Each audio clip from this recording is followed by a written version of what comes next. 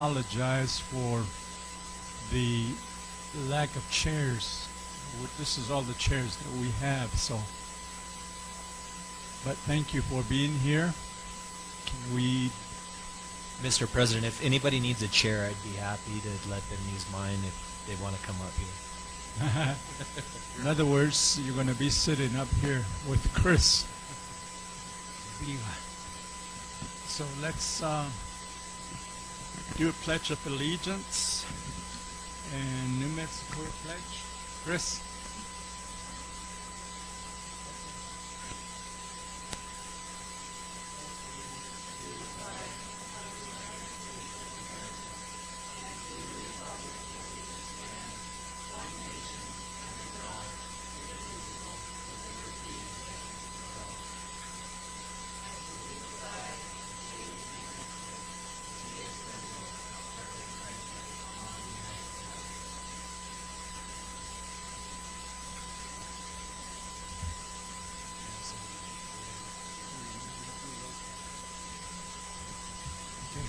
Joan, roll call.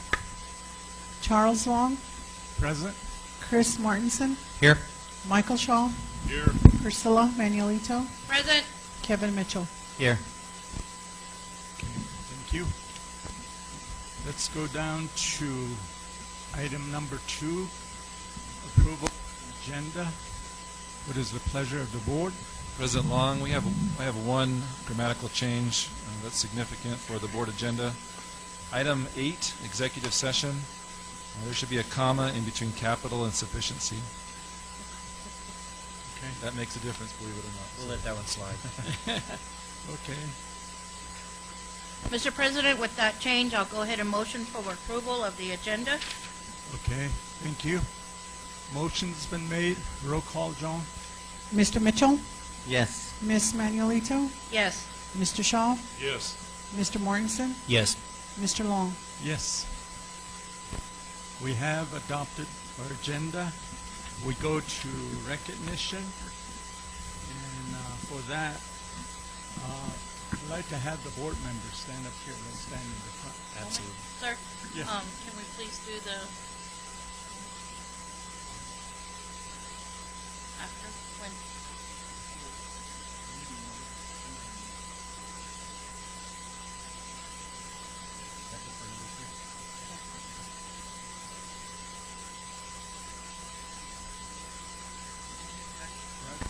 Right before.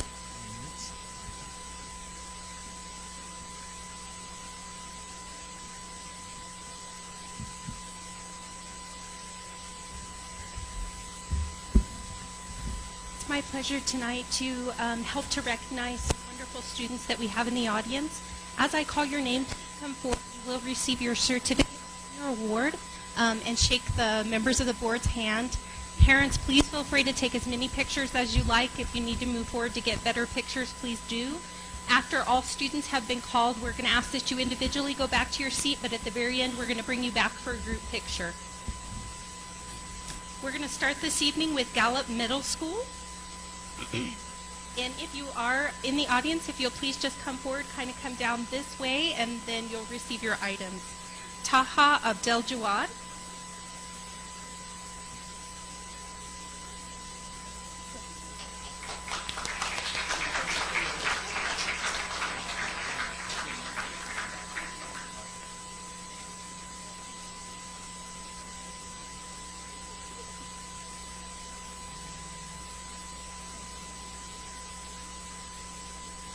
So for everyone to know, these are Board Excellence Awards, and these are for exceeding expectations on the ELA Park exam and NMSBA Science for 2016-17 academic school year. We're very proud of these students.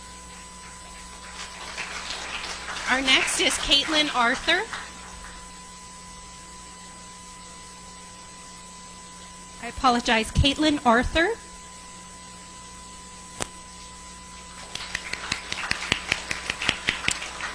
Gus Acock.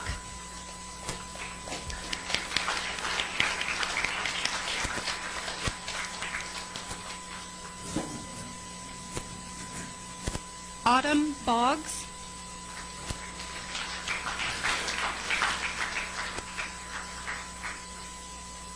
Lorenzo Diaz,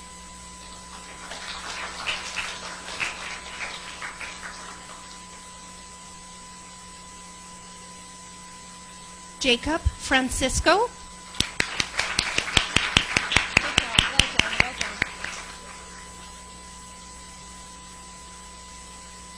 Sydney Hammer,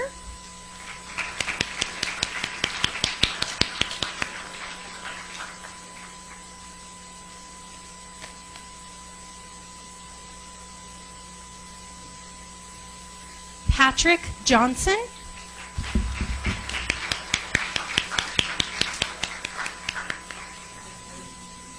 Leela Lawrence,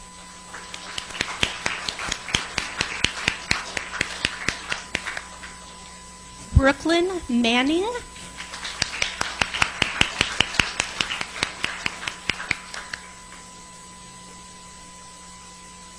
Joseph Nicholson,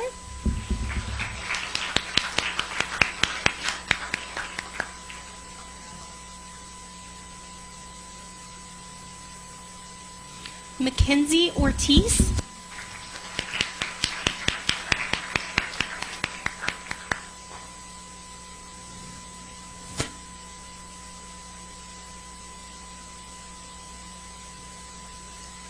Mary Suhu,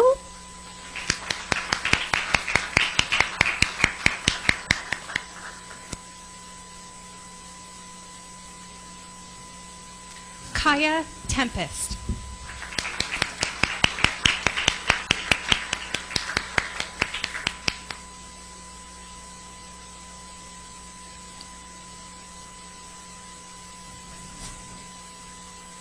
Our next round of students will be from John F. Kennedy Middle School. Benson.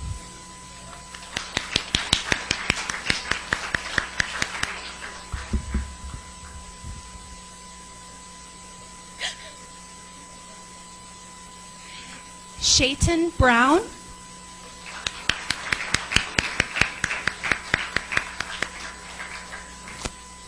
Angelina Collins.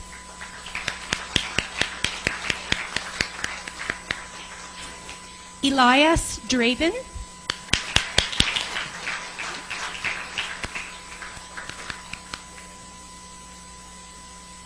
Margaret Farrell.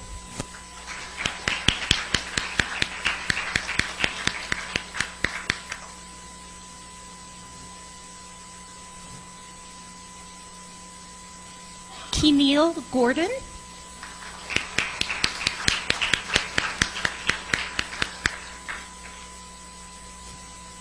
Joshua Helfenbein.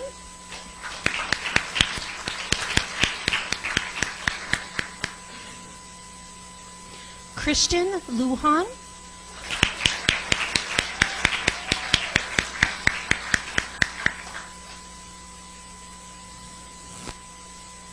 Rosaline Martinez.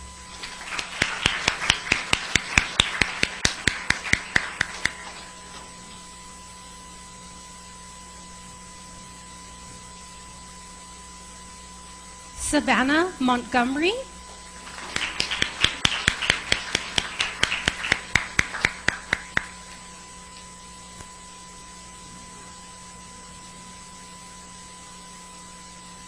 Deja Mooney.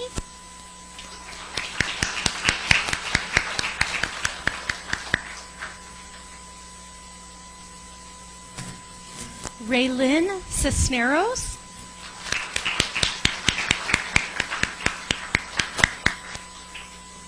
Alyssa Vidal.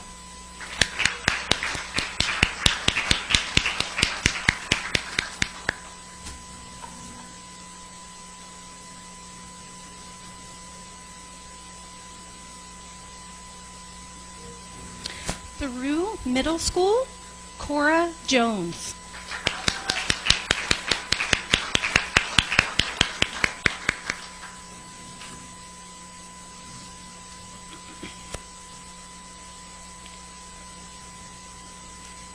These are Gallup High School, Sage Addington.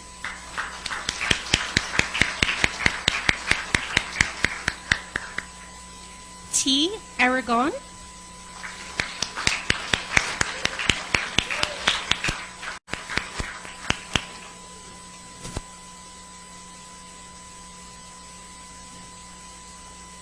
April Begay.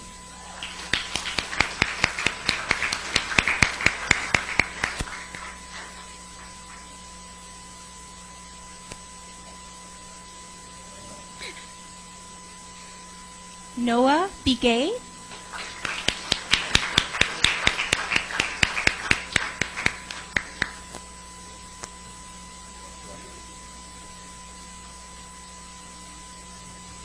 Alize Chavez.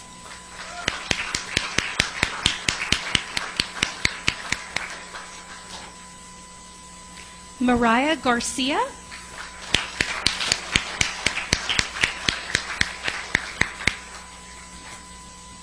Haley Gomez.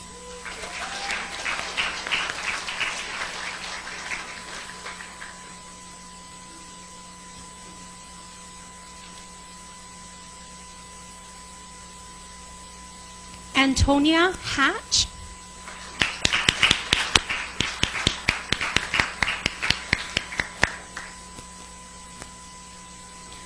Louise Michelle Egan.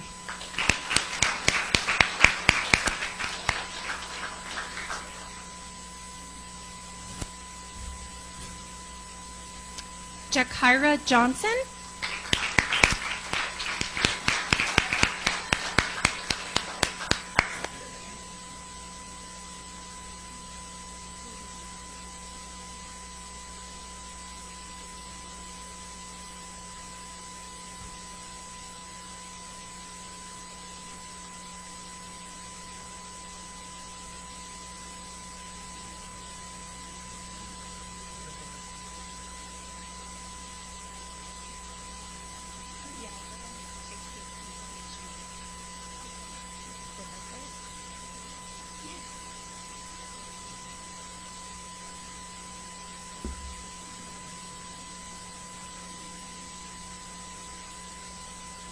Zyla Leugon.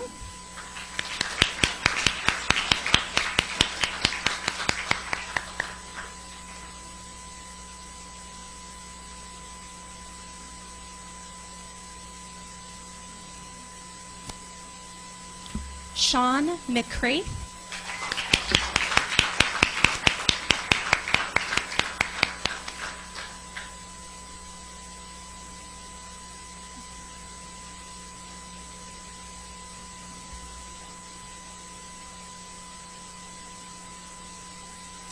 Kevin McKinnon.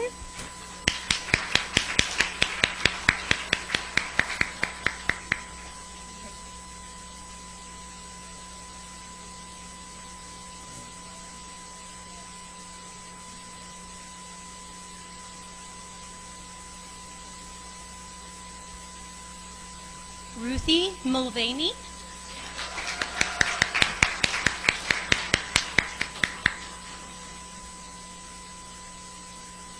Rachel Sandoval.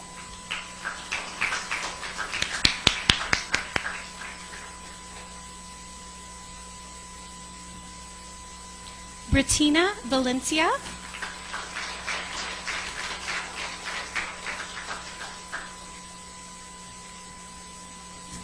Sydney Yazzie.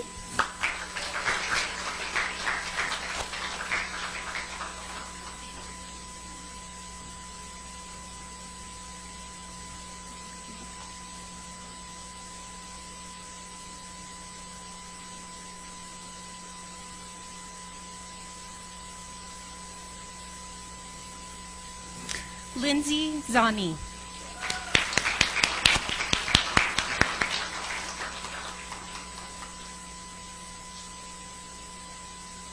May I please have Louise Michelle Egan, please?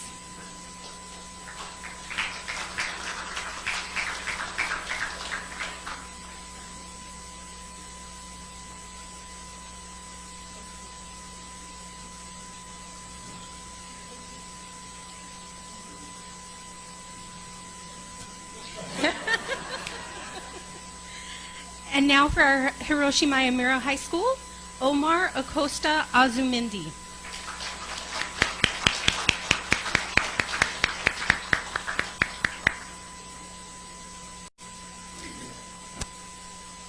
Prentice Archuleta O'Neill.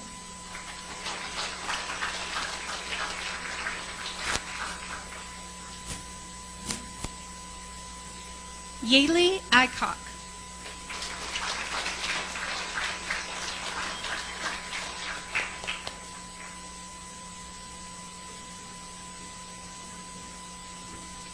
Andre Bigay.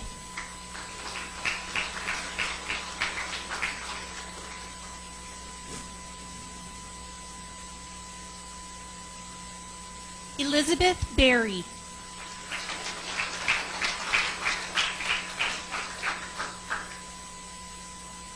Jacob Castillo.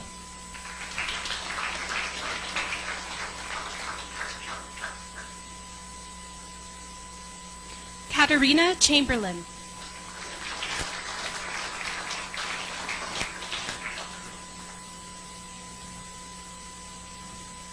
Marcia Chase.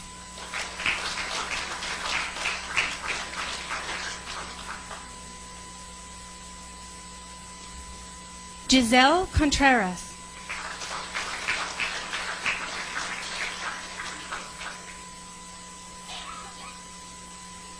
Enrique Diaz.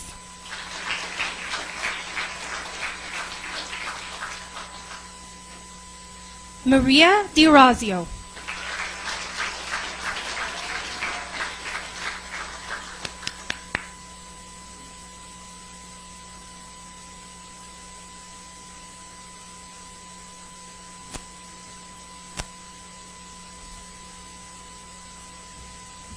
Tessa Diagallianardo.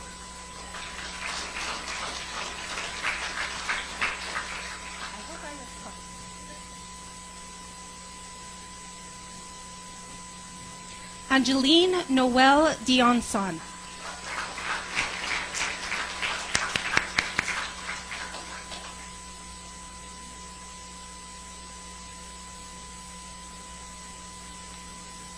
Pation Gonzalez.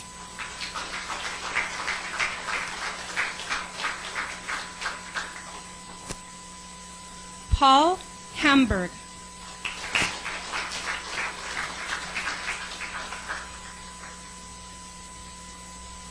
Jacob Henry.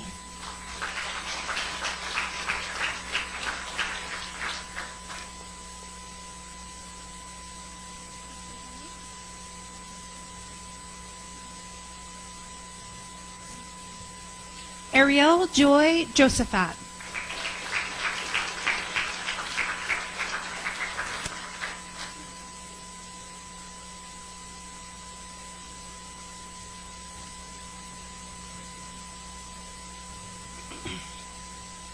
Cameron Juarez.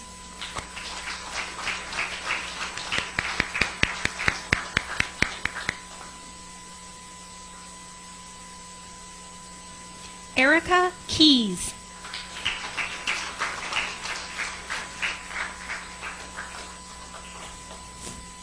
Brooklyn King.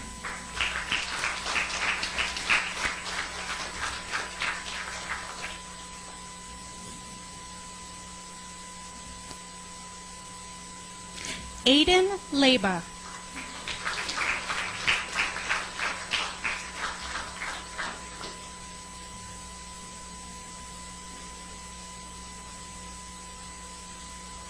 Marie Manuela Isabel Lucasen.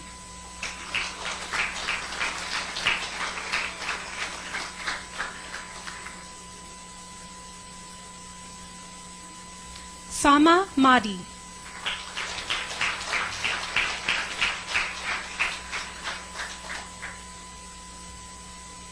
John Mangum.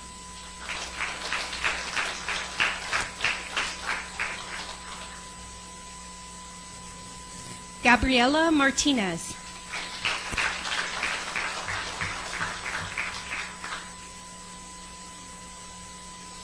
Ariana Mariano.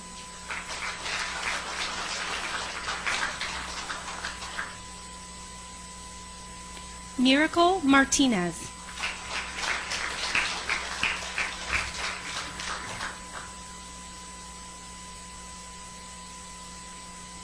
Kaylin Miles.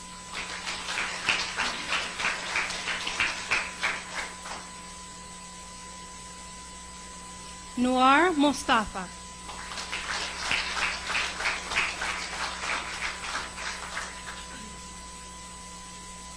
Elena Moya.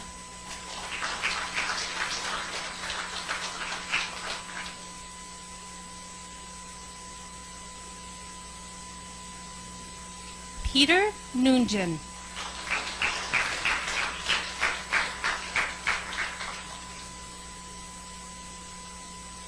Nijoni Obai.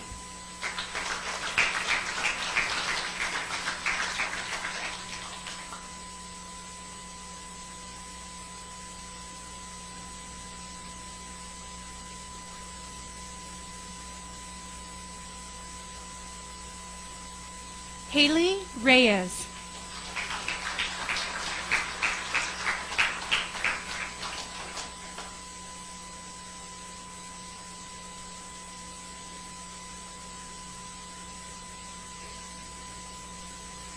Shania Roanhorse.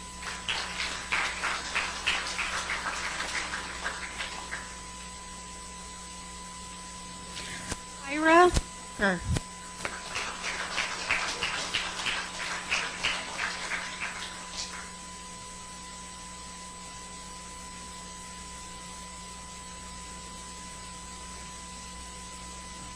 Shantae Scott.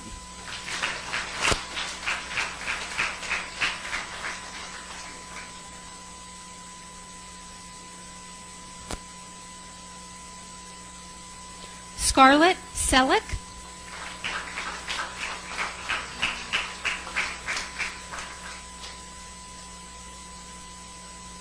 Sophia Schultz.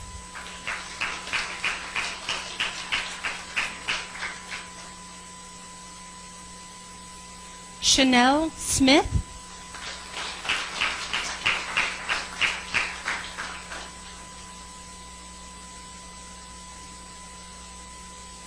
Keiken Sietzo.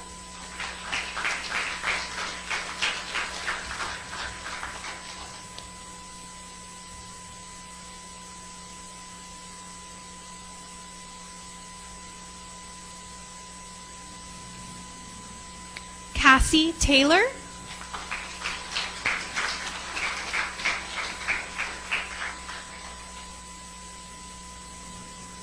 Janelle Torres.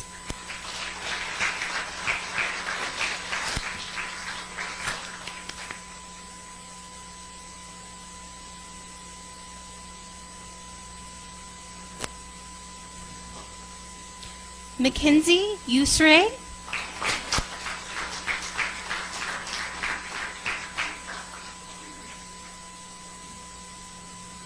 Natani Yazi.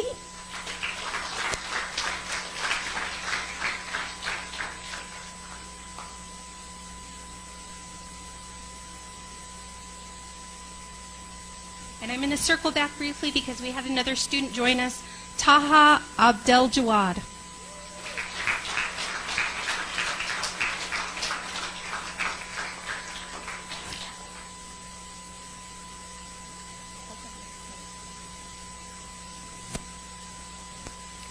And if I could have all the students come back up to the front, we would love to get a group picture of you. And parents, please feel free to crowd in and take a bunch of pictures.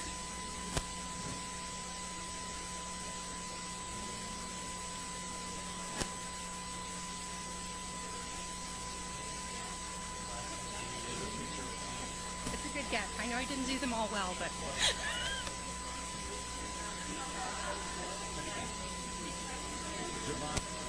Sure. Wait, you're running the wrong way.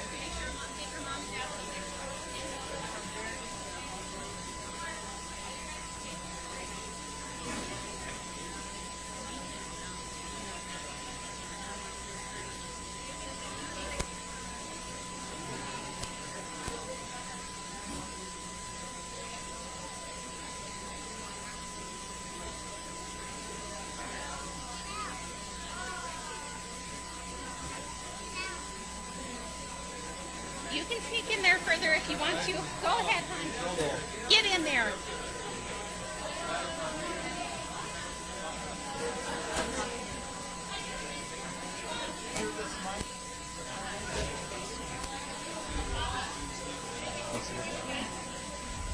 All right, everyone, can we get one more round of applause for these amazing students?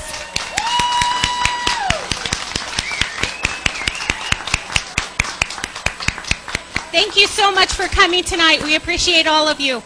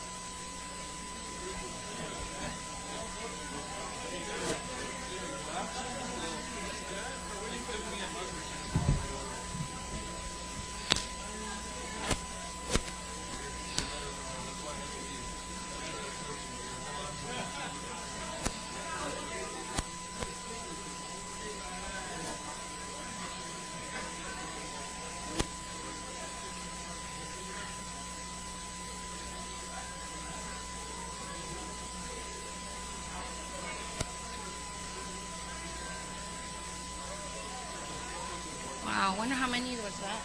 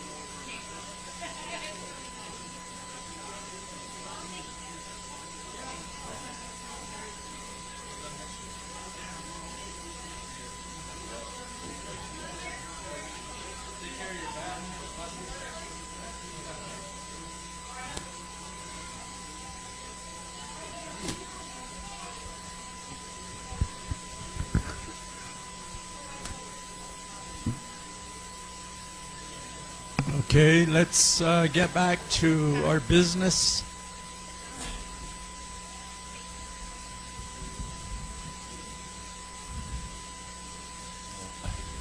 Mr. President, Yes, yes. I just wanted to ask Mr. Hyatt or Giovanna, how many students was that?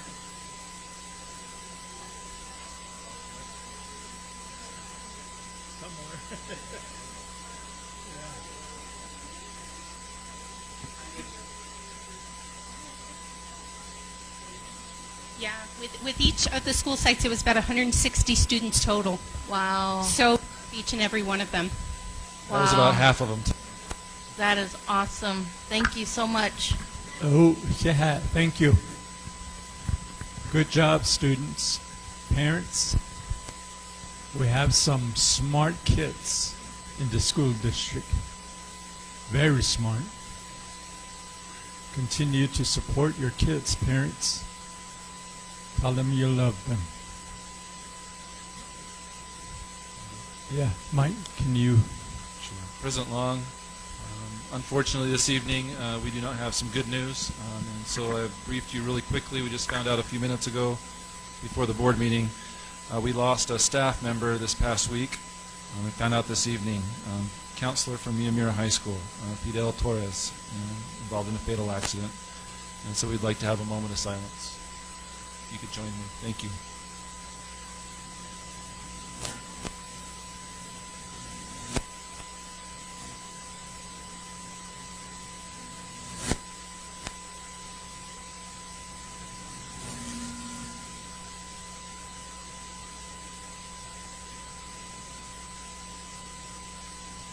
Thank you.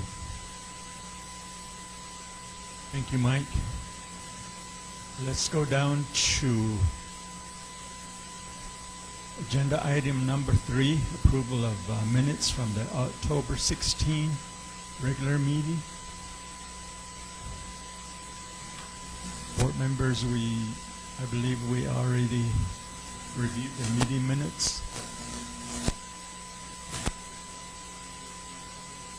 Okay, motion's been made by Michael Schaaf to approve the meeting minutes. Roll call, Joan. Mr. Mitchell, Abstain? Ms. Manuelito, Yes. Mr. Shaw, Yes. Mr. Mortensen, Yes. Mr. Long. Yes. Okay, thank you, board members. We approve our meeting minutes of October 16th. Let's go down to item number 4, approval of consent agenda items. I believe you had time to review those items that are under consent. What is the pleasure of the board? Mr. President, I have just a couple of quick questions maybe Giovanna could help me out with. On some of these, I noticed it looks like you made awards to multiple vendors, and I just was curious how that works in practice. Yeah. President Long, members of the board, Superintendent Hyatt, and members of the audience, there is a provision when we actually put out a bid or an RFP where we may acknowledge that multiple awards may occur, especially on the ones that were on tonight's agenda. There were multiple items that were actually bid upon. So you'll notice that vendors are given individual awards on there, and they're actually told which sections they were awarded based upon the documents they provided to the district. Okay. Thank you, Giovanna. Other questions? Yes. I have a question on the MOU with UNM on dual enrollment. Could you explain that? How would that work within our district? Right. This is Manuelito. This is regarding our agreement with UNM Gallup branch to do a college academy at their site. So it's building use along with an agreement to work together on that academy. Two separate agreements. Is this open up to all schools, and will they be all students, and will they be bussed in to participate, or how are we getting our students here? During the study circle, we're going to give more a presentation on that. We are working with UNM Gallup currently and also NTU to provide opportunities for students to go to a site that's closer to their home as much as possible. But the goal is to include all students from across the district. Correct. So, sir, are we going to be getting another NTU MOA? MOU, yes. So, Mrs. Manuelito, we are currently working on that MOU, and it just didn't make it as far along as UNM Gallup's did. But I project that we'll have an MOU by the next meeting.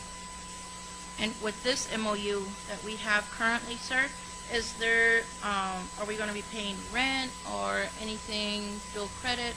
What are we, any financial responsibilities tied to this MOU? Not to the MOU, no. The building use is free. Building use is free? Yeah, unless there's there could be some little costs that come up, but as of right now, it's free unless there's some sort of, something gets broken or something like that. Obviously, we'd have to pay for that. And transportation will be our own buses? Transportation will be our own transportation. That's the question I had, sir. Okay. So what is the pleasure of the board? approval of consent agenda items. I would like to make the motion that we approve the agenda items. Okay, motion's been made by Michael Chow. Roll call, Joan? Mr. Mitchell, Yes. Miss Manuelito, I'm sorry, one more question. Sorry. When does this start, sir? The plan is for NTU thus far and UNM Gallup. The specific MOU is for next year, starting with 9th graders and 10th graders. Thank you. Yes. Mr. Shaw, Yes. Mr. Mortensen, Yes. Mr. Long. Yes. Okay, thank you, board members. We approve our consent agenda items. Let's go down to item number 5, study circle, public comment. President Long, members of the board, we have one of our legal teams here that have come to introduce themselves and talk a little bit about their firm, Walsh and Gallegos. There was a team here. Gallegos Walsh. I'm going to let them do introductions. They have a PowerPoint for us, and basically they're here to introduce themselves as one of our legal teams. Any? No public? Okay. No public comment. Let me do the correction. So we're under reports right now.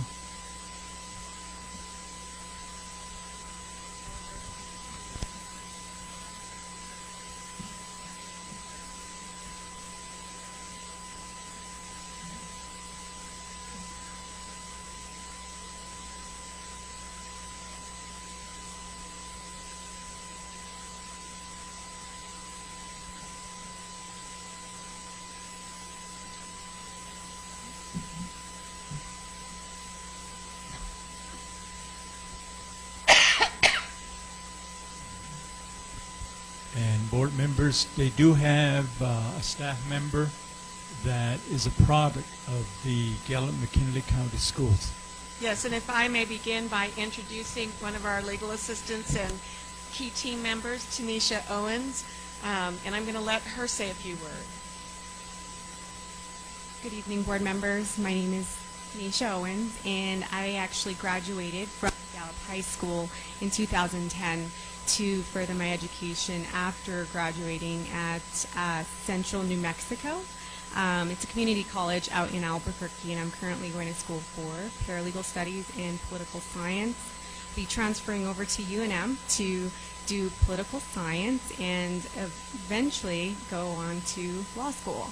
So I'm here again with my colleagues, and it's an honor to be here and be back in my hometown, and I'm excited. Thank you so much. Did she show you? Did she take you around all the good restaurants? We just had dinner at Domingo's, and it was excellent. That's what I'm talking about. So yes, we're very proud of Tanisha, and we're here. It's really an honor to be here in your community, and we're proud to and pleased to have this opportunity. We understand. Thank you so much, sir. Whoa.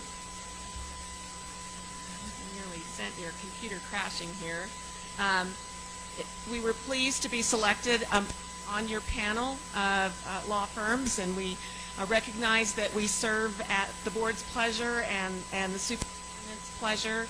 And so it was important to us to come down and be in your space and introduce ourselves and give you an opportunity to get to know us and give us an opportunity to get to know you. So Superintendent Hyatt was very gracious with us this afternoon and introduced us to some of his elite team, and the board was kind enough, President Long, to permit us to come and introduce ourselves this evening. Out of respect for your time, I'll keep it brief. I'd like to do a little bit of an overview about our law firm, and then from there we'll introduce our colleagues. So a little bit about our law firm. We like to refer to Gallegos Way. We do that not only to the outside world, but internally we refer to the Walsh Gallegos Way. And for us, it references our mission, and that is to help the people who help the kids, and our purpose is to serve. And so just a little bit about our law firm. We've been in existence for 34 years now. I've been with the law firm, practicing law for 29 of those years. and our firm does nothing but represent public schools. We do have offices across Texas and New Mexico. This team is part of our Albuquerque office team. Our team does serve New Mexico schools, but across the two states we serve approximately 450 school districts. And again, we do nothing but public education. Many of us you'll hear come from a background in education or ties to boards and education-related issues. I was a special education teacher before going to law school, and that inspired my career path. So we have a very focused approach on education. We also have a philosophy that we think and hope that as you get to know us, it'll very much resonate with you in terms of seeing that this is how we approach things. We're available whenever and wherever you need us. As we shared with Superintendent Hyatt today, our clients have access to cell phone numbers. We know when you've got a critical board meeting and may have a question in preparation or whatever, we're there for you. We speak your language, and by what we mean by that is education. We speak the language of education. We really view ourselves as partners with you, not someone that tells you what to do, but we work collectively with you to figure out what needs to be done, and we believe we speak your language. And we are structured to serve school districts. That is the business that we're in. So the areas of law that we practice in terms of school law, as you know, school law is actually quite diverse. There are a lot of areas that we cover. The only area that we don't do is bond work. So we do employment, facilities and business, board governance, litigation, special education, students. Our day-to-day office experiences, we're covering the gamut, all of our attorneys every single day. Here's the list of New Mexico team attorneys. All of these attorneys except Carla Schultz actually practices in the Albuquerque office. Carla is one of our law partners who practices in the Austin office, but she's tied to New Mexico because she's a former teacher of the Albuquerque public schools and chose to take a second bar exam so that she could practice and support us here in New Mexico, and does come back and forth. Since I've mentioned her, I'll kind of complete my introduction of her. She also, while in law school in Washington, D.C., worked for the National School Boards Association, and so did policy work with them, and we're very pleased to have her on our team. So I'm just going to briefly introduce myself. As I mentioned earlier, I've been with the law firm beginning while a law student, so kind of like Tanisha early on, and the firm fortunately kept me. So I've been with them, and they've been with me for 30 years. I'm proud now that the law firm has my name on it. And I have a pretty diverse practice. Special education was what brought me into the field of school law, but I do quite a bit of board and employment work as well. One of the things that I do is I'm board counsel for the Las Cruces Public Schools. I attend their board meetings and involved with their board work on a regular basis, from the whole panoply of governance issues and, of course, Open Meetings Act issues in other areas. So I do handle employment law issues as well as special education issues. And I'm going to introduce you to a few folks that aren't here briefly. You have your bios in their packets, but this is Evelyn Howard Hand, another one of our shareholders in the New Mexico office. In her area of expertise, she's a former special education teacher, and she does practice exclusively in the area of special education, including special education litigation. Rodney Gobaldone, who very much wanted to be here this evening, but unfortunately couldn't at the last minute, is one of our associates in our office. He does collective bargaining. He comes to us with a background in the private sector for Hilton Industries doing collective bargaining, so he has extensive experience in that area as well as employment matters. He does do facilities in business and litigation as well. He has a wide practice. Barry Berenberg, another one of our associates, he also does litigation, and again, pretty much a full panoply of practice. He is a graduate with a master's degree from MIT, and so we try and tap into a lot of his specialized skill sets. He's right now involved in some construction litigation.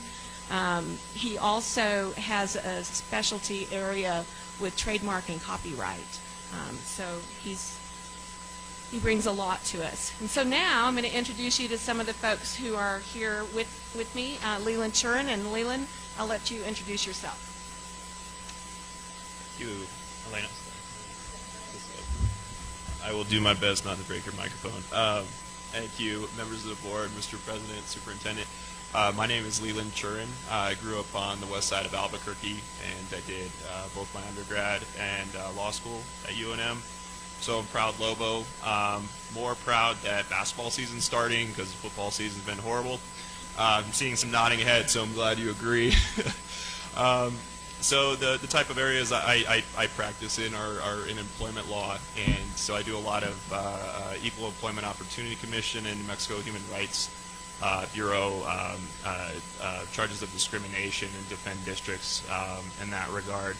And then also do a lot of advice on school personnel acts. A lot of these issues are very interrelated, and it's something that I have some experience in. I also have worked in inspection of Public Records Act, not just in the process, but also when exemptions apply, and then ultimately if litigation occurs as a result. And then lastly, I've had a privilege of working on some various constitutional law issues that are very interesting and come up in the school context. So I appreciate you having us tonight, and very excited and looking forward to working with you in the future.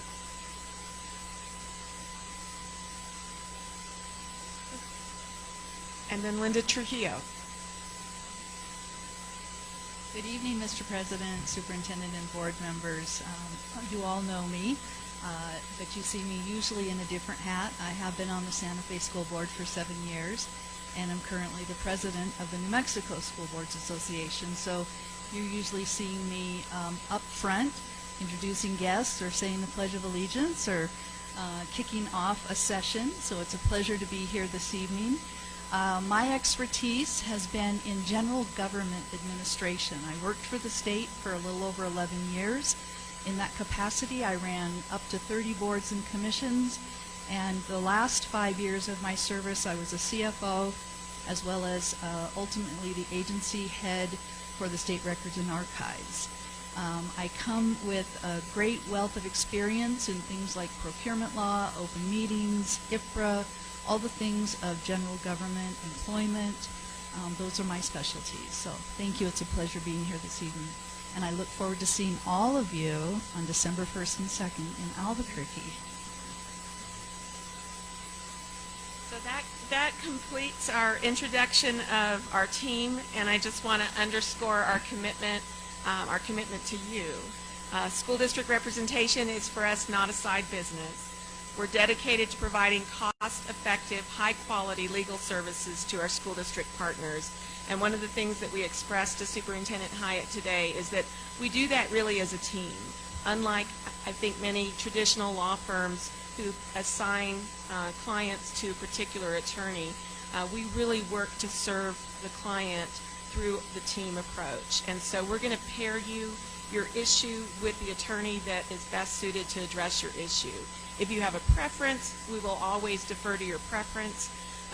But generally speaking, what we try and do is match issue with attorney so that you've got someone that has experience in that area, has already struggled with it, and you get the most cost-effective, highest quality level of service. We do a customized approach to legal services so that the district can focus on its educational mission. And again, because of our background in education, from school board members to teachers to, I didn't mention earlier, but I grew up, I'm a product of the Albuquerque Public Schools, and my father sat behind the dais like all of you for the 12 years that I was in APS. My father was on the school board. So I very much appreciate the sacrifice that each of you make, and it's because of my background in education as the daughter of a school board member, the daughter of a kindergarten teacher, my mother, and a teacher myself, that I'm so proud that this is what we do and that we can partner with you in this way. So we stand for questions if you have any questions. Board members, questions, comments?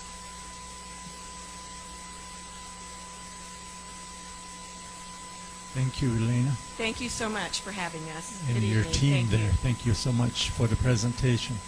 Kat. Let's go down to the next one, college and career readiness presentation. President Long, members of the board, for the past 9 months, I started counting up before the board meeting, we have had lengthy discussions about college and career readiness. And in the spring, as you recall, we put together an organizational chart. We added, or actually adjusted, so that we could have a position, a coordinator position, that specifically was geared towards helping the district move forward with college and career readiness. And this past summer, Alan Bingham, who is here tonight to give your presentation on this topic, is here with us. I'll have him come up. He is the coordinator for this department, or this section of our departments. And we'll talk a little bit about the things and the goals that we have set forth for this year and for next year. And I know that even as late as last Friday, we've had discussions and realized and we've talked about discussed the importance of this effort, and so I'm excited for this opportunity for us to give you a little bit more information about some of the things that we're working towards currently in Gallup McKinley County Schools. So, Mr. Bingham. Thank you. Good evening, Mr. President and board members. It's a pleasure for me to be here tonight and to present to you information about Gallup McKinley County School District College and career readiness, and and what we're actually doing, and what I've been doing for the last 3 months since I've been on with the district. I got to tell you that my ego's a little bit deflated. I thought that all these people were here to watch me and listen to my presentation. And I stood at the back there, and at the door as they were all leaving, and I almost screamed out, "Wait, you haven't heard from me yet. It's time." So, but I'm feeling a little bit better now, and I've got some things that I'd like to present to you, and please interrupt me at any time and ask questions. And if you will, just bear with me for a minute. I'm going to do a visual presentation for just a moment, okay? And so I'm ask for 10 volunteers. It'll be quick and over, but grab those students that are here. Yeah, can I have? Well, I actually thought I wanted these 3 people over here in addition to 7 students. They probably have aches and pains. We want to use the students, like I do.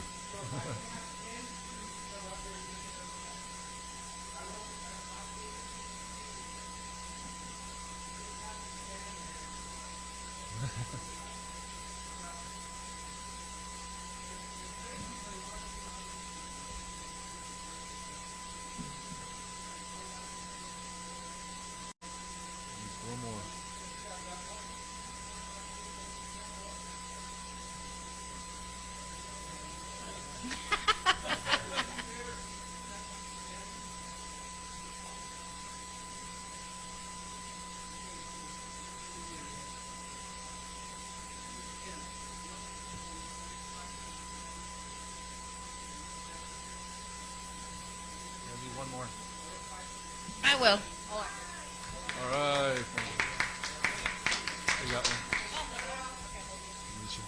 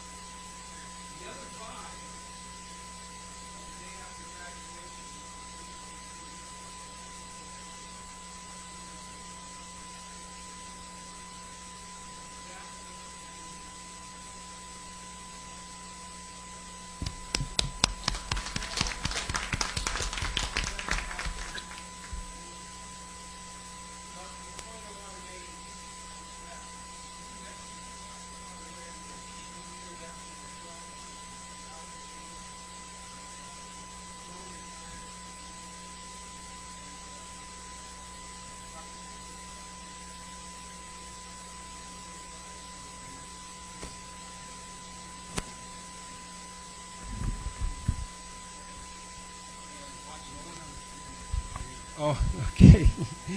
Alan Bingham. And what I said is 25 years as a principal and watching this kind of thing happen.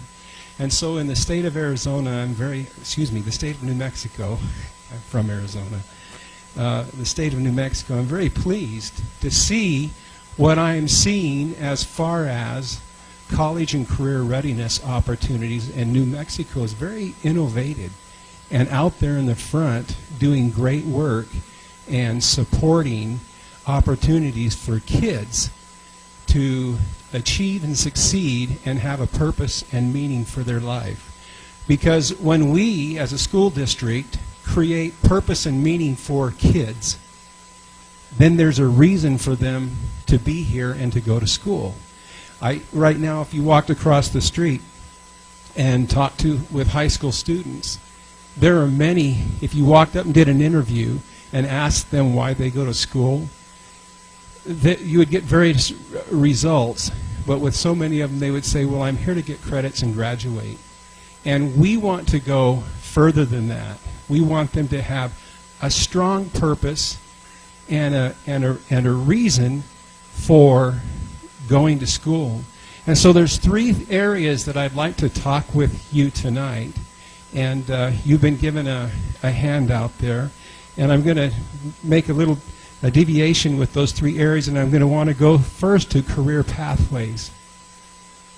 Because when we find, once again, that people have a vision of what they want in their life, they become engaged and want to go to school, want to complete, and so to have that, we as a district need to create an opportunity for them.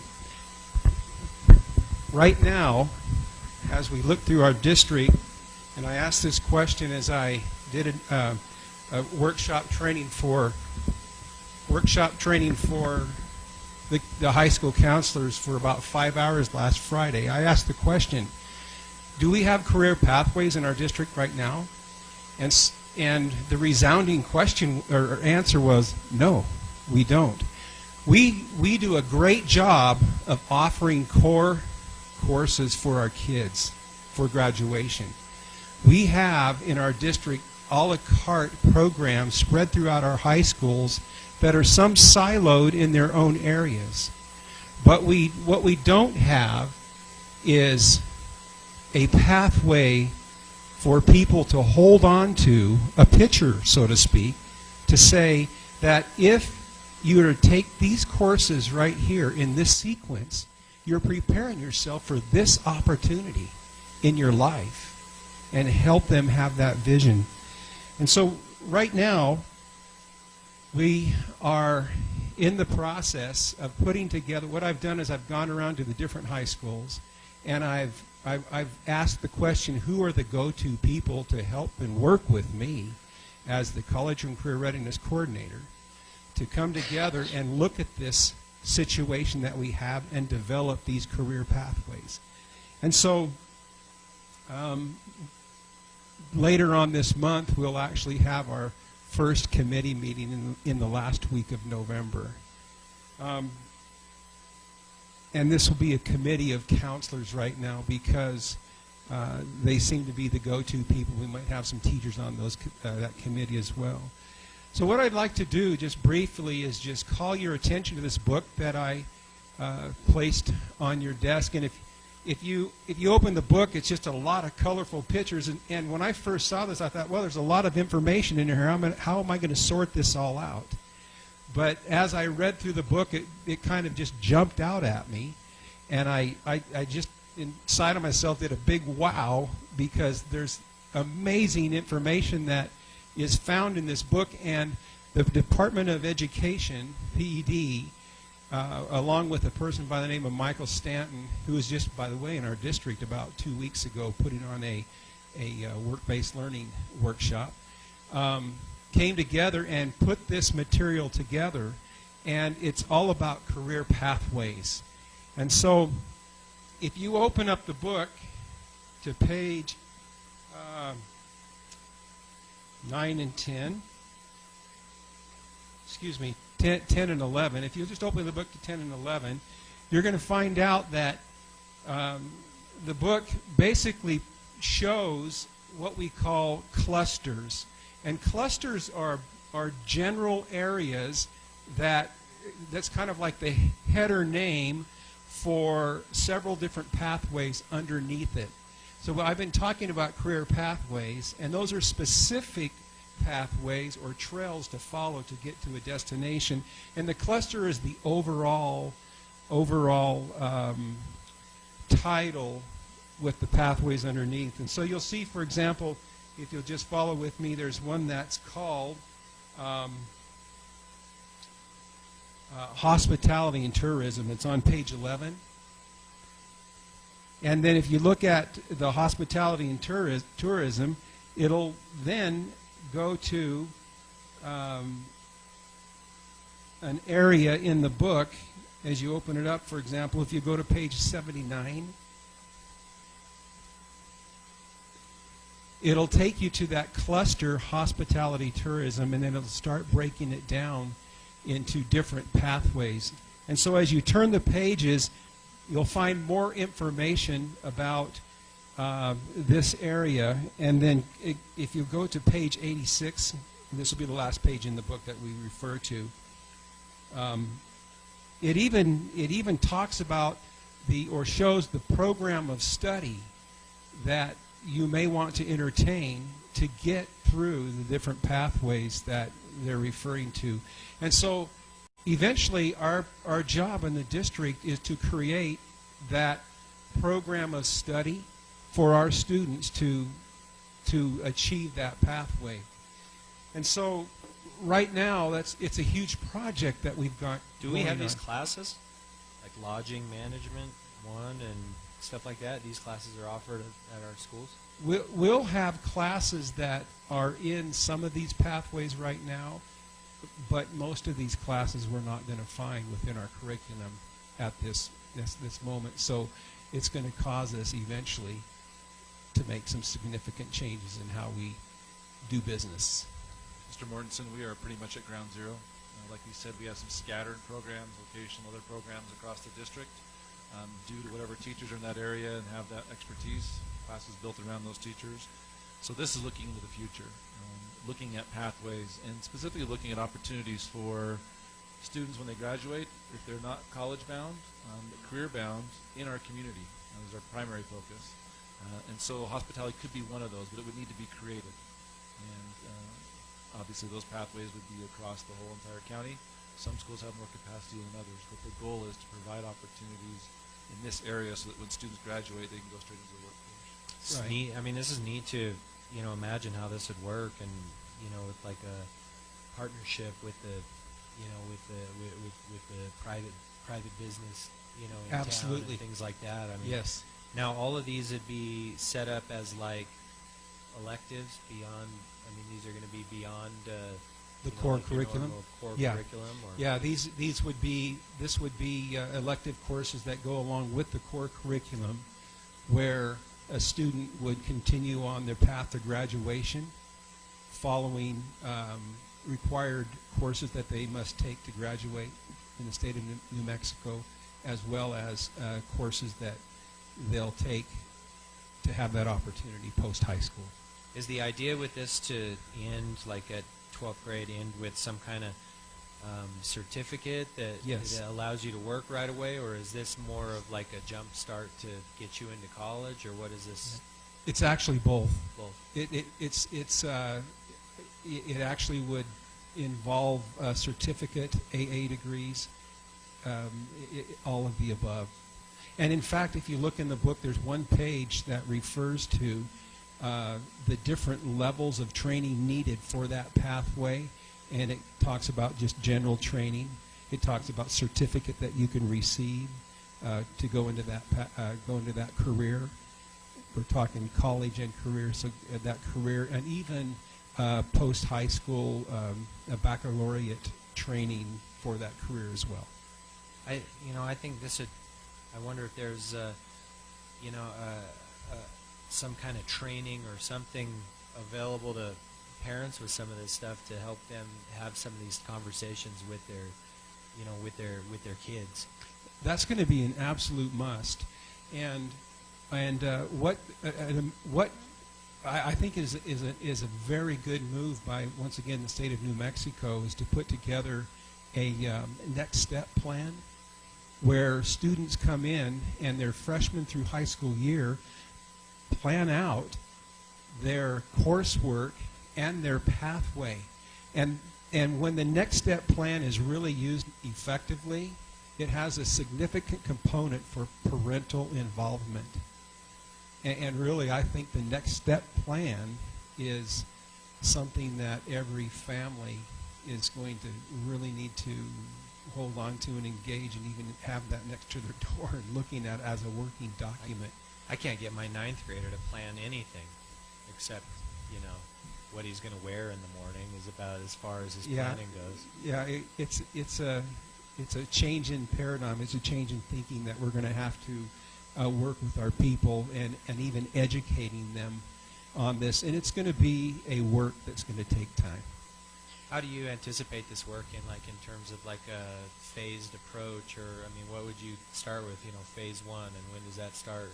Well, phase 1 actually happened last Friday, or the beginning of phase 1 happened last Friday, when we start to train and help create a vision with our own people to put these things together, talking to the board and helping you become even more aware and answering or asking questions about what does this mean and where are we going to go with this. And so phase 1 is educating people, and then phase 2 is actually putting together the program of study and then continuing to educate people. And so the word needs to get out there. The students need to know, the parents need to know. And then the competent programs of study need to be in place so that it's backing up what our vision.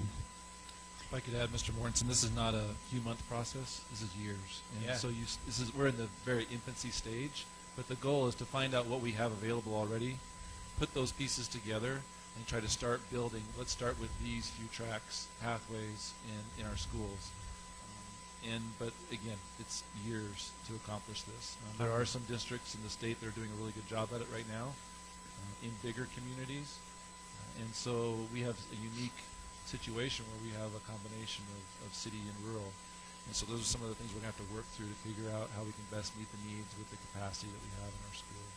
So we're not going to do all of these things in this booklet, but we look at what can we do to start out with and what things can we add on as the years go along. So that we're meeting the needs of what our community and our students need. I think one thing that I did with my children was once they told me what they wanted to do, I added the years on there. So even though I have a sophomore, he wants to go on to be a marine biologist. So I keep telling him, people tell him, you're going to graduate in 2 years. You're going to, and I said, no, he still got 10 years left. He's got his 2 years and then 8 years plus. So mentally, I'm already preparing him that he's not done at 12, if that's what his career choice is. And I want to say thank you, finally. We're getting this. Mike knows I've been bugging him about this for a long time, and I'm just very thankful that we're moving in this direction for our kids and for our students. And I think that once we get this going, and it's starting now, I think as we hear within in our communities, the vast difference between rural and inner city schools. There's more opportunities here than there are. We have the capacity in some of our schools that we do have an automotive program, but no automotive teacher. We do have welding supplies, but no welding teachers. We do have those kind of out there in the rural areas. The facilities are ready. Some of them are ready. And I just don't want, I want to continue to work on those equalities within our school, and because that's always been something that we always hear in our communities is Gallup gets everything. We don't get anything. And I experienced that myself as a student. And I think that that's changed. And I'm glad the awareness is there. And I'm glad that we're looking more at the equality, and that the similarities are starting to we're implemented them, and I thank the administration for that. The other thing I wanted to mention is I see that the board reports isn't on here on our agenda, but one event that I attended last week, a couple of weeks ago, was the Project Search that was held at Hilton Garden, and those are special needs children that go into a career path. Yes. And that is something that I just applaud our district of doing, and continuing to our educational department, EDC down there, that those people are phenomenal of what they do for our children. And I think Chris and I kind of touched on this before, that there are businesses out there that would hire or train our students in automotive, or have that partnership with them, just like Hilton Garden is doing, like in this hospitality and tourism section. You know, if we could find those partnerships and do MOUs, MOAs, or something with them, that would really benefit us also. But I just wanted to mention that about Project Search, and I don't know how we can do it, and just thinking of the future. We do have talented people out there that are awesome at diesel mechanic, construction, but they're just certified. They don't have the big teaching degrees that I don't know if that's a stipulation in our hiring process, that they have to have a master's degree in automotive or a bachelor's degree, but they do have the experience of, you know, those trades. Yeah. So I don't know how we could work on that to bring those kind of teachers into the programs to assist us. I wanted to mention that also. And I think with the documentation you're talking about of what you call it, the career pathway, Yes. that parents and students need to look at. The Next Step Plan? Next Step Plan, Yeah. Thank you, sir. On that plan, I think right now, if I know I've asked, they said, oh yeah, we got it, but I've never seen it, myself personally as a parent. But I think one thing that we need to have is a place for parents to sign and students to sign, where this discussion did happen. Because right now at this point, I'm getting parents that are calling me now saying, we didn't know our child's not going to walk. Why weren't we notified? Yeah. And they're seniors now. And I think if we had that in writing, we could say, oh, well, you came on this day and signed it. You know what I mean? The Next Step Plan has that component. Great. And it's updated yearly. Great. Yes. So thank you very much. Thank you. I appreciate that. And you made a comment, and I want to just say this, that, you know, when I first came on, we were all looking at each other and say, what are you supposed to be doing as a college and career readiness? And it didn't take long before the vision came, and very strongly. And then I started feeling the awesome responsibility that I'm responsible for every student in this district to have an opportunity from this end to this end. To the student that may have a career that we might say is a simple pathway, to a student who comes out of Gallup McKinley County as a graduate with an associate's degree at the same time. I do want to mention this, that one thing that we did do is we went around to every high school and we took information as to what kind of programs they're offering right now and gathered that information as one of the preliminary steps in the process. I also want to mention about one other thing, is that we're a part of a program through the Kellogg Foundation, Innovate and Educate. And this is an agency that came out and did a feasibility study in Gallup McKinley County, and they basically came down with some recommendations. And you have a copy of, you don't have a copy of the whole report, but I made copies of the actual recommendations through this Innovate and Educate project, and we are partnershiping with them. And basically what they did is they came up with different pathways. And you've got one other piece of paper. It's a single piece of paper with bubbles on it. If you take a look at that on the far right, you'll see that the actual pathways, or the pathways that this organization came up with. Those pathways are also going to be found in the career clusters guide that you have. And so when we create those pathways, we'll be making decisions as to what pathways will be significantly supported within our district. We may not be able to hit every pathway, but we're going to want to hit the pathways that are of the most priority of importance. So a little bit about innovate and educate. Now, I want to go to the second topic. I've talked for quite a while about career pathways, and I want to go to the second topic, and that is of the early colleges. You just passed tonight an MOU with UNM coming to New Mexico. I had to learn a lot of acronyms right away. And I have to stop and think about it every now and then, but you created an MOU with UNM.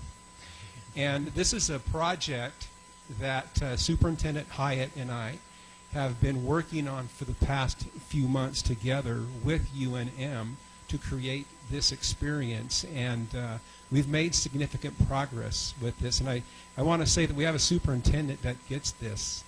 He has the vision of what we need to do, which is going to cause some change. And so over the years, it's going to happen. So we've been working with UNM. We're making significant progress. We will be ready to go at the beginning of the school year next year. And that is now, we're moving right along. And we're continuing to meet with UNM. Just last week, I met with them, and we were looking at course sequencing that we can put together. Now, what I want to say is that the early colleges that we want to develop are a pathway in themselves. Just like a construction pathway, just like a hospitality pathway, the early college is a pathway as well, and it's a pathway to certificate or an AA degree along with that high school graduation requirement. What do you think the percentage is for our district, the students that do not go on to college, that go straight into career? Do you know that percentage? I don't know exactly that percentage, but I think that the human display that we put together here tonight probably very closely typifies the person on the end. And here's the significant issues that we have is a lot of times, even the five that, other than the other five that did graduate, they may go to college, but we have a high rate of dropout in college as well. And you know that. You've seen that happen.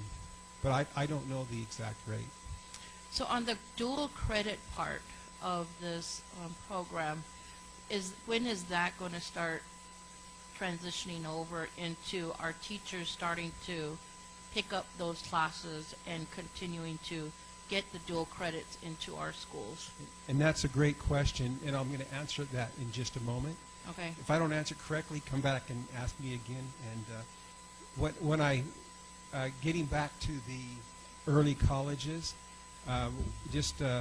Superintendent Hyatt did refer to Crown Point as well, and we're just a little further behind with the Crown Point development of the early college in that area for the more rural students, but we are meeting with them also. We've even drafted an MOU with them. We'll be talking to them in just a matter of days and discussing that some more, as well as course sequencing and curriculum and the crossover between the college and the high schools. So the third area is dual credit.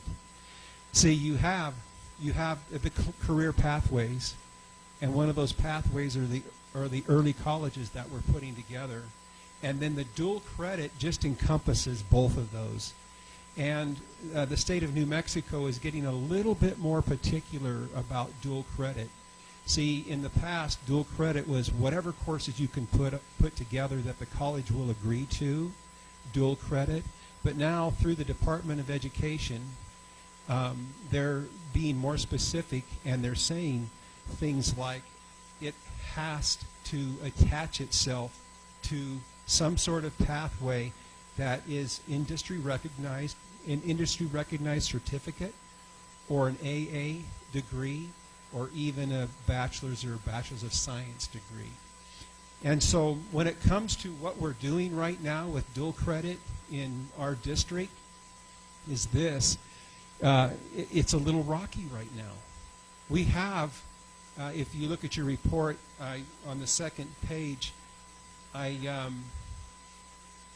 specifically showed that, what schools and how many dual credit opportunity students are actually they're actually involved in right now. Just for example, the first one is Mayamera, and they presently they have 227 situations of dual credit. And I say situations because you could have a student that is taking more than one dual credit class that would show up twice, for example, in that number. And then at the end, you're going to find that the total number of dual credits that we're offering in the district now is 822. Now that number compared to last year has fluctuated, and the reason that it's fluctuated are for various reasons. I've gone to our person that deals with the dual credit and the numbers, and I've asked that question, why? Why has the change occurred? And there's various reasons why. Some have been have to do with personnel, and do we have the people to actually teach the courses that are certified and qualified and recognized by the colleges to actually teach the courses for dual credit. And then there's other issues that, we have, there are other issues as well. And so also, during the month of November, the last week in November, we have another committee coming together. So we have a Career Pathways Committee that we put together, and we're also putting together a dual credit committee. And so I've gone around once again to all of the schools to identify who are your dual credit go-to people. We'll come together and we're going to ask some of those questions of dual credit and what we can do to improve or increase the number of offerings within our district that are actually tied to career pathways. Did I answer your question?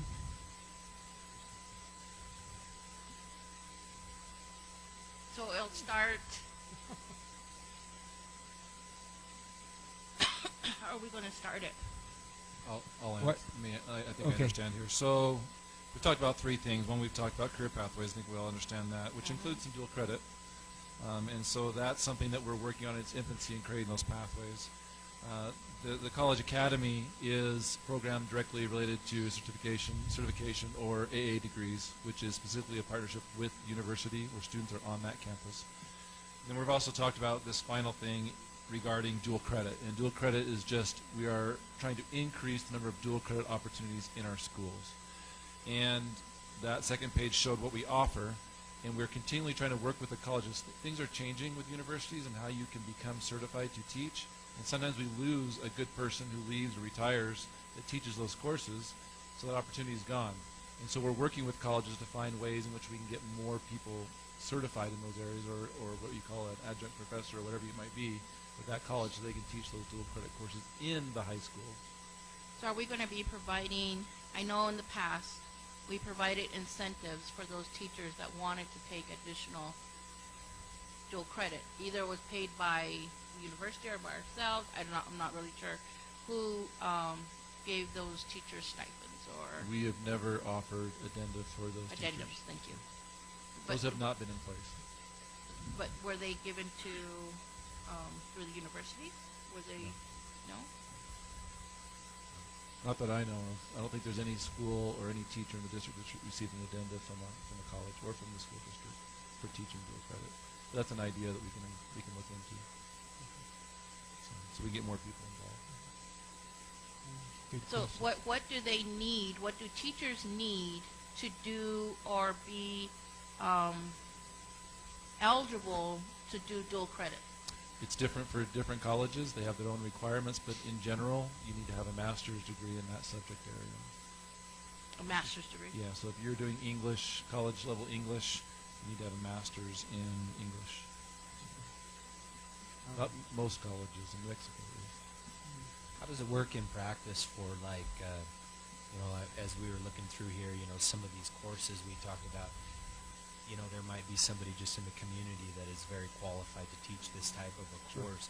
They may or may not have a master's in whatever. So with the career pathways, we can hire teachers that teach those courses. We can get those teachers in a position where they can teach coursework for certification. You don't necessarily have to have a master's. So an electrician, for example, we could partnership and help a teacher become certified so they can teach the coursework to get a student certified.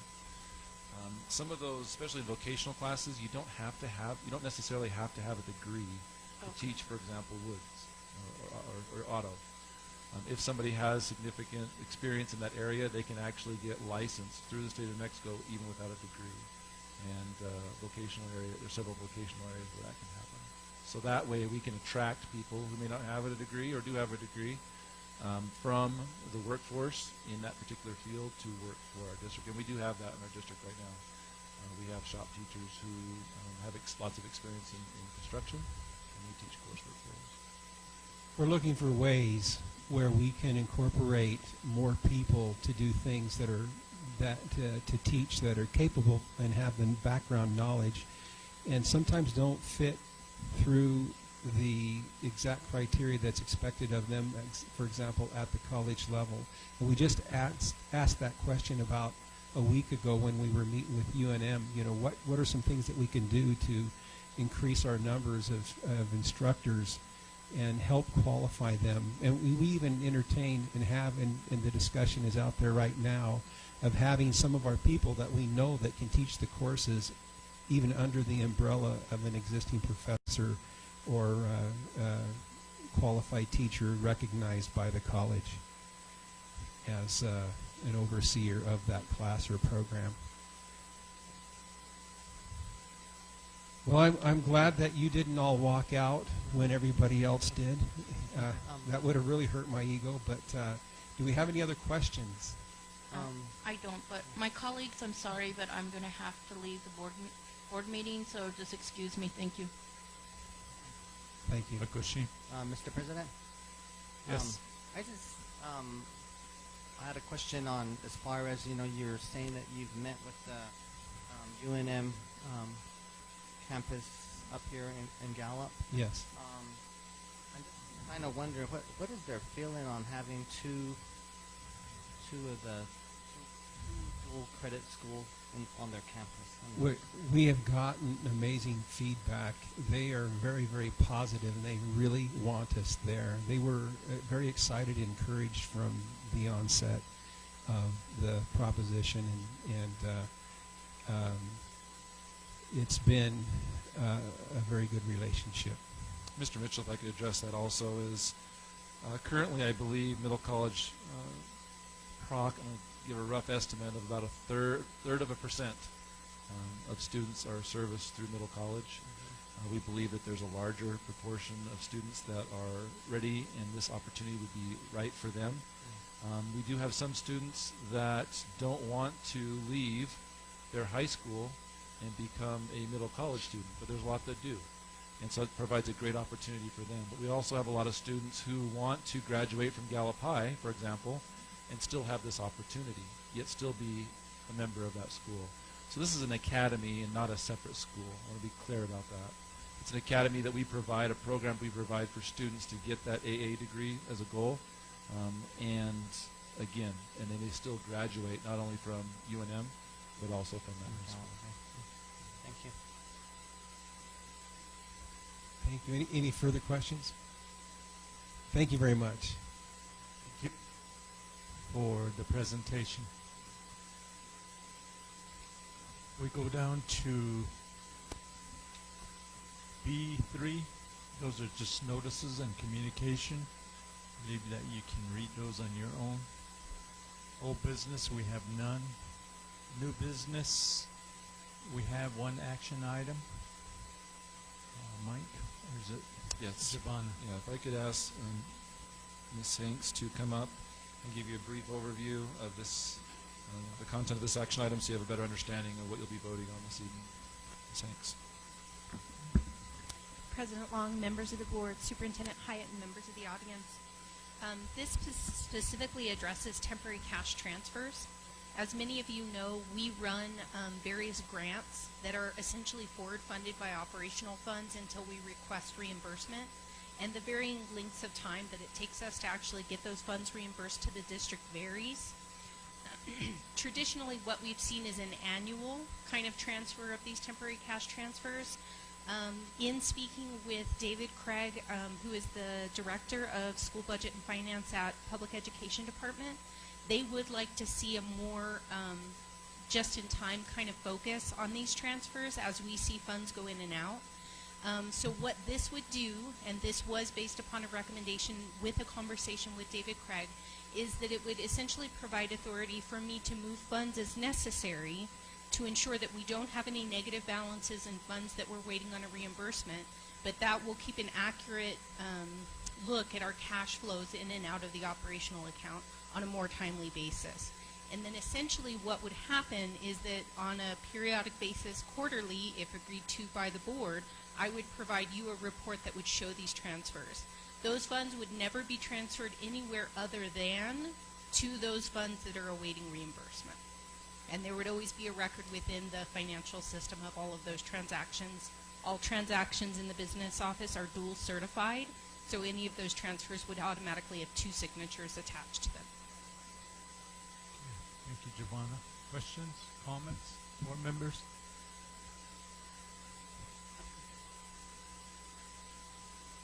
Make a motion and we approve.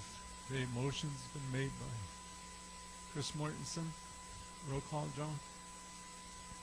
Mr. Mitchell, Yes. Mr. Shaw, Yes. Mr. Mortensen, Yes. Mr. Long. Yes. Thank you, Board. Okay, approve that action item. We go down to executive session. Mike? Make a motion to go into executive. Okay, motions have been made to go into executive session. Roll call, John? Mr. Mitchell, Yes. Mr. Shaw, Yes. Mr. Mortensen, Yes. Mr. Long. Yes. 7:36.